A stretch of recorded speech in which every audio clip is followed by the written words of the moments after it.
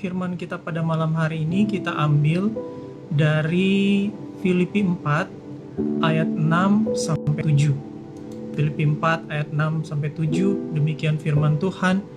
Janganlah hendaknya kamu khawatir tentang apapun juga, tapi nyatakanlah dalam segala hal keinginanmu kepada Allah dalam doa dan permohonan dengan ucapan syukur. Damai sejahtera Allah yang melampaui segala akal akan memelihara hati dan pikiranmu dalam Kristus Yesus.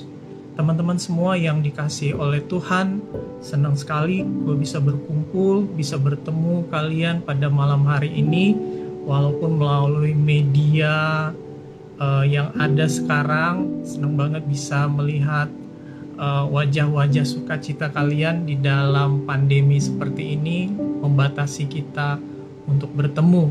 Nah, teman-teman semua, di dalam masa seperti ini adalah masa yang penuh dengan kekhawatiran. Selain karena kita khawatir terserang penyakit, juga kita khawatir terhadap keadaan ekonomi kita. Dua hal ini membuat kita banyak menduga-duga, banyak berpikir. Kita juga khawatir terhadap keadaan negara kita, apakah kita bisa bertahan, dan banyak hal-hal lain yang kita khawatirkan. Nah, di dalam Filipi 4 ayat 6-7 ini berkata bahwa janganlah kita mengkhawatirkan apapun itu. Jangan, karena memang bukan di dalam kuasa kita. Janganlah hendaknya kamu khawatir tentang apapun juga, tetapi nyatakanlah segala kekhawatiranmu di dalam doa dan ucapan syukur. Nah, teman-teman semua, yang gue mau bagikan pada malam hari ini adalah mengenai tentang kekuatan kita di dalam doa, kekuatan kita di dalam pengucapan syukur, kekuatan kita di dalam iman kita, kekuatan kita di dalam pujian penyembahan kita. Teman-teman, seringkali ada banyak kasus orang itu berdoa dan capek, ya kan ya? Berdoa tapi capek, berdoa tapi nggak mendapatkan jawabannya, lalu kemudian mereka jadi lelah, mereka tidak melihat jawaban dari apa yang dia doakan, terus kemudian dia mulai menyerah akan hal itu. Lama-lama jadi nggak doa lagi, lama-lama bukan cuma jadi nggak doa lagi, ini merembet kemana-mana. Lama-lama jadi berpikir bahwa ia jauh dari Tuhan. Lama-lama ia mulai berpikir bahwa dia tidak layak lagi sama Tuhan, dan terus seperti itu karakter-karakter lamanya muncul, dan lama-lama itu membuat dia berpikir bahwa dia kecewa sama Tuhan. Nah, teman-teman yang dikasihi oleh Tuhan, pada malam hari ini gue mau kasih tahu bahwa ada perbedaan di dalam kita berdoa untuk meminta sesuatu sama Tuhan, dan ada perbedaan di dalam doa saat kita mengumpulkan kekuatan rohani kita. Orang yang berdoa selalu memohon sama Tuhan, tetapi dengan rasa khawatir, itu akan cepat sekali menyedot yang namanya kekuatan rohani kita, bahkan menahan pertumbuhan rohani kita. Di sini dikatakan janganlah hendaknya kamu khawatir tentang apapun juga, tetapi nyatakanlah segala kekhawatiranmu di dalam doa dan ucapan syukur. Jadi hal ini bertentangan. Kekhawatiran hanya bisa dikalahkan oleh doa dan pengucapan syukur. Kalau kita sedang khawatir, kita nyatakan kekhawatiran kita, nggak boleh dipikirin, aduh gimana ya, apa ya yang harus aku lakukan. Tetapi yang kita lakukan adalah kita nyatakan kekhawatiran itu kepada Tuhan, lalu mengucap syukur. Kalau kita memikirkan solusinya, kita menduga-duga apa yang akan terjadi, hal itu justru akan membuat kita menjadi overthinking, membuat kita berpikir jadi yang enggak-enggak, dan pikiran kita tidak bisa menyelesaikannya. Nah, teman-teman Lightsoul yang dikasih oleh Tuhan, inilah mengapa banyak orang yang kebanyakan minta sama Tuhan, tetapi menjadi tersedot kekuatan rohaninya, tertahan pertumbuhan rohaninya, lalu dia menjadi mulai kecewa karena apa yang dia minta itu nggak terjadi. apa yang dia minta itu seperti, ya sudahlah, Tuhan nggak dengar doa saya akan menerima new normal ini. New normal bahwa Tuhan nggak menjawab doa, ya udah saya fine aja, saya terima deh. Kalau Tuhan nggak jawab doa saya, ya udah saya lakukan aja new normal saya tanpa Tuhan menjawab doa saya. Teman-teman yang dikasih oleh Tuhan, ini adalah seringkali new normal yang kita coba terima. New normal Christianity yang kita terima. Kita masih memiliki status sebagai orang percaya, tetapi kita sudah tidak punya pengharapan. Kita tidak lagi benar-benar berdoa, menaruh pengharapan kita, bersuka cita di dalam Tuhan, karena janji-janjinya luar biasa di dalam hidup kita. Ada dua perbedaan di dalam hal ini. Orang yang punya concern terhadap pertumbuhan rohaninya, itu dia percaya sekali bahwa apa yang terjadi itu semua di dalam rancangan kebaikan Tuhan. Jadi seringkali dia nggak minta pun, dia tahu Tuhan pasti lakukan yang terbaik.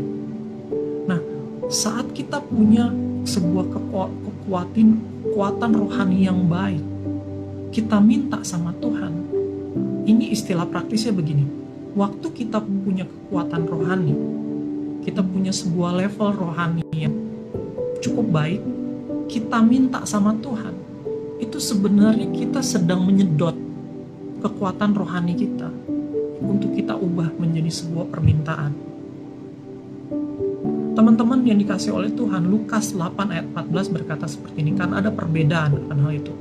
Lukas 8 ayat 14 berkata gini, yang jatuh dalam semak duri ialah orang yang telah mendengar firman itu, dan dalam pertumbuhan selanjutnya mereka terhimpit oleh kekhawatiran dan kekayaan dan kenikmatan hidup, sehingga mereka tidak menghasilkan buah yang matang.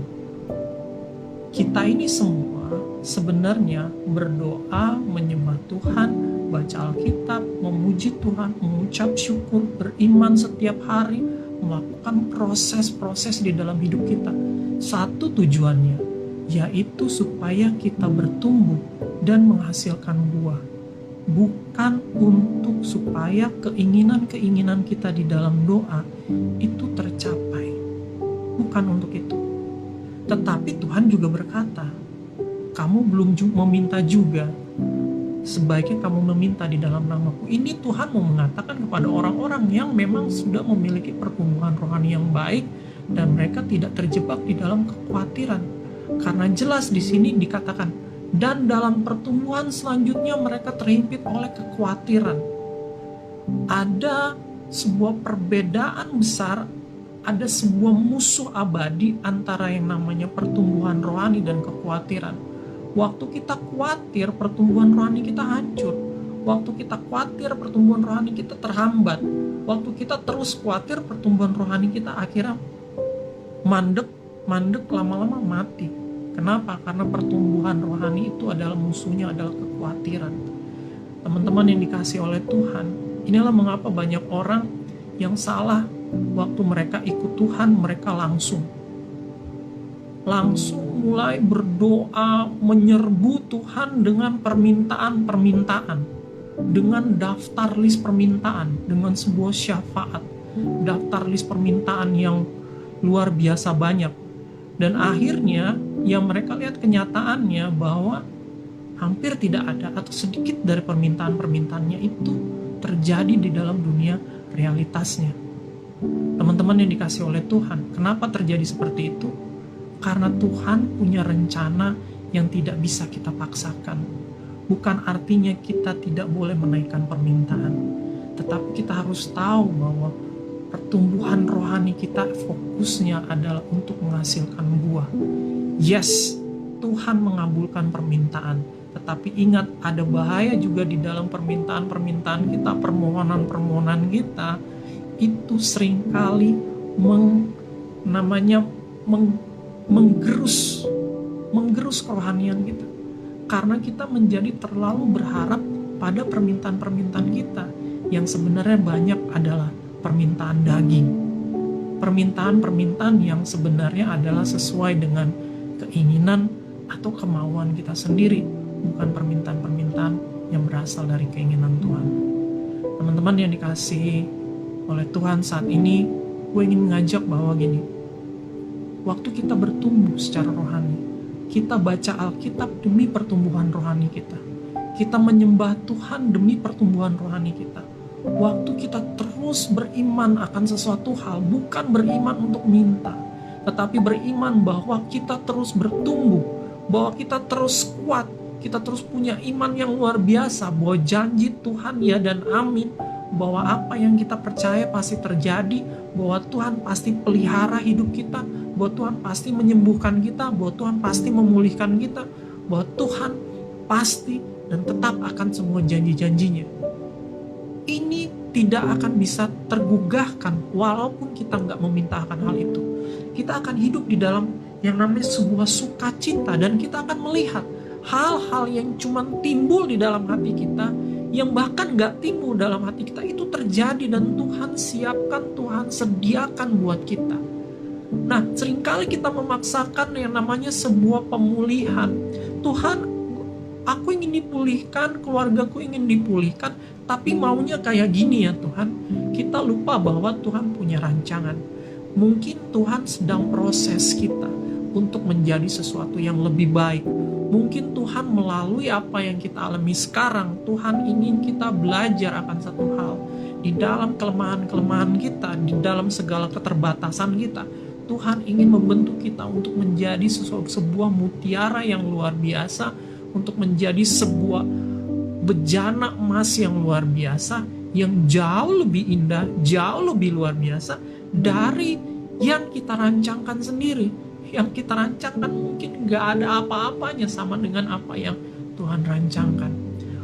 Waktu pertumbuhan rohani kita berjalan di dalam tracknya, ada sebuah sukacita, ada sebuah damai sejahtera. Kita merasa dicukupi, kita merasa bersyukur. Orang mungkin akan melihat kita punya permasalahan, tapi lucunya orang-orang yang udah hidup di dalam Tuhan, yang bertumbuh di dalam Tuhan, dia gak melihat itu sebuah permasalahan. Orang aja yang rempong, orang aja yang kepo, orang aja yang kasihan, tapi kita gak ngerasa apa-apa. Kenapa? Karena kita bertumbuh di dalam Tuhan. Karena lucu, orang bisa melihat bahwa kita punya masalah, tetapi kita sendiri gak melihat bahwa itu adalah sebuah masalah. Bagaimana perspektif yang seperti itu? Nah, seringkali masalah kita sebenarnya adalah kebanyakan karena perspektif kita sendiri. Perspektif bahwa kita sedang ada dalam masalah. Padahal sebenarnya kalau menurut perspektif Tuhan, kemungkinan kamu nggak ada di dalam masalah. Yang membuat kita ada dalam masalah adalah perspektif kita sendiri. Saya sedang punya masalah hubungan nih, saya sedang punya masalah ekonomi nih. Sebenarnya kemungkinan karena kita memaksakan sebuah status ekonomi yang mau-maunya kita berpikir bahwa saya harusnya ada di sini. Ini yang menjadi permasalahan, dan permasalahan itu timbul di dalam pikiran kita sendiri.